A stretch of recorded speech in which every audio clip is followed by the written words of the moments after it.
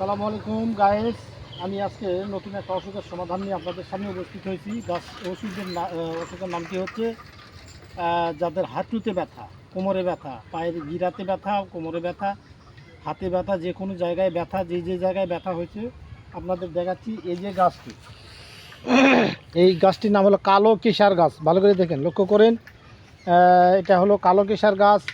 কালো কেশার গাছের পাতা এভাবে ছিঁড়ে তুলে নিয়ে পাটায় বেটে রস করে পাটায় বেটে সুন্দরভাবে মোটামুটি ভর্তা সিস্টেমের বাটতে হবে। এমন করে বাটতে হবে যেন মোটামুটি একটা শক্তিশালী একটা প্রলেপ দেওয়া যায়।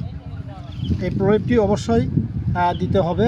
সেরকমভাবে পিষে সুন্দর করে পিষতে হবে। পিষে এখানে লবণ মিশ্রিত করতে হবে। লবণ, এটা বেশি লবণ, খাওয়ার লবণ।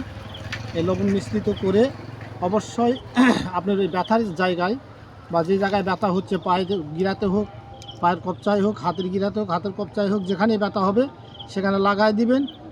ভালো হয়ে যাবে ইনশাল্লাহ, এতে কোনো সন্দেহ নাই। অবশ্যই গাছটি চিনে রাখেন, কালো কেশা। গাছটির নাম হলো কালো কেশা।